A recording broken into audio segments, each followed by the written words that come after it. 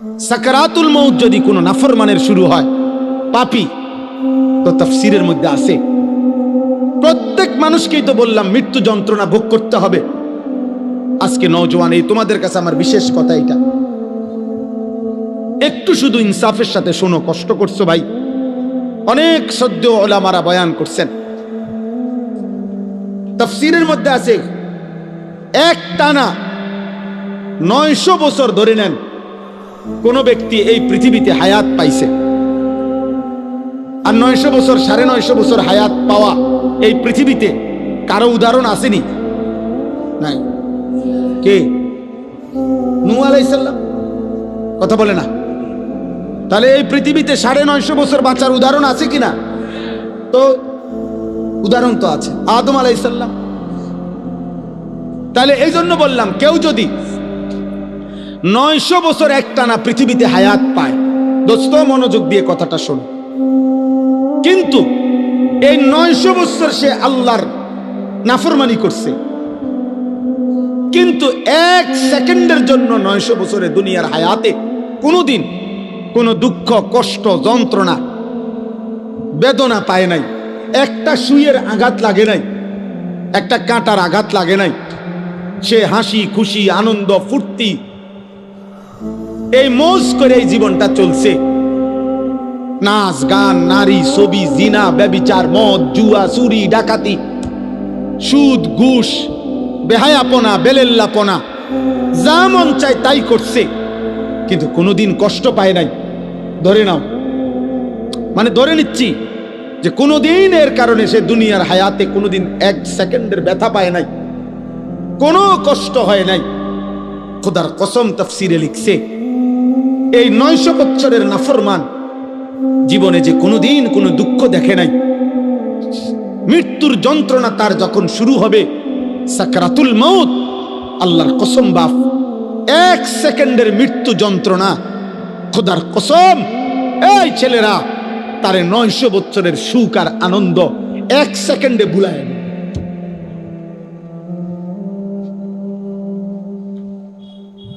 কবরের আযাব পরে, জাহান্নামের আযাব পরে, হাসরের আযাব দোস্ত আমার পরে, এগুলা তো আছে সামনে, কিন্তু 1 সেকেন্ডের মৃত্যুর যন্ত্রণা, এখনো জান কবজ হয় নাই, শুধু মৃত্যুর যন্ত্রণা শুরু হয়েছে।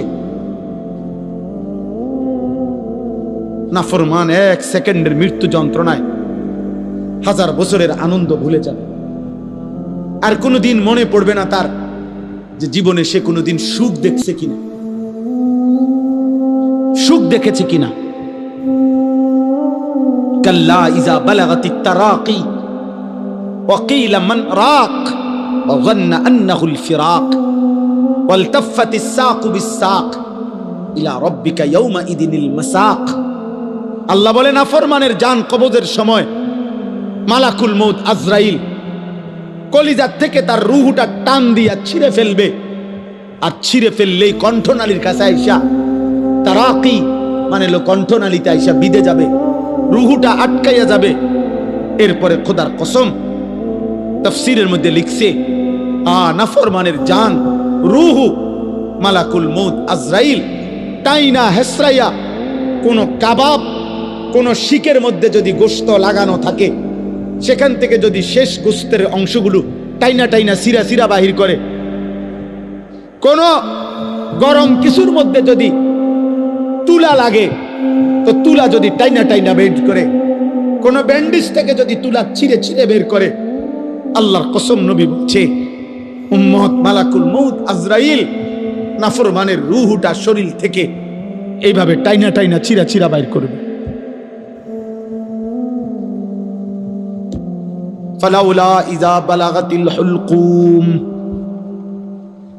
ওয়া আনতুম হিনাইযিন তানদুরুন ওয়া নাহনু আকরাবু ইলাইহি মিনকুম ওয়ালাকিন লা তুবসিরুন ফালাউলা ইন কুনতুম গায়রা মাদিনিন তারজিউনাহা ইন কুনতুম সাদিকিন। আল্লাহ বলে, নাফরমানের কণ্ঠনালীতে যখন তার রূহটা আইসা আটকাইয়া যাবে, চারিপাশের আত্মীয় স্বজন তখন দেখতে থাকবে। আল্লাহ বলেন আমিও তো দেখতেছি, আমিও তো সামনেই আছি। আল্লাহ তখন চ্যালেঞ্জ করে বললেন, হে নাফরমান পাপী, তোর আত্মীয় স্বজনকে বলো না এই মুহূর্তে তোমারে মালাকুল মউত আজরাইল থেকে ফিরাইয়া রাখতে।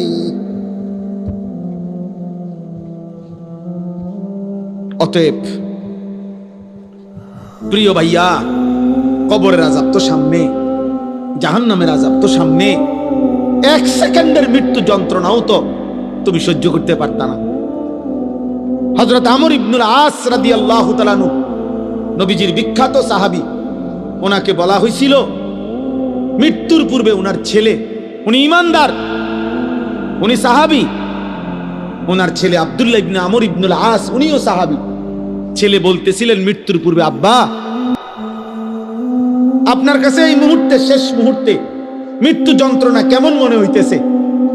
প্রিয় ভাই শোনো, হযরত আমর ইবনুল আস বলছেন, ইয়া বুনাইয়া কাআন্না জিবালাদ দুনিয়া আলা সাদরি ওয়া কাআন্নি আতানাফাসু মিন সাকবিল ইবরা।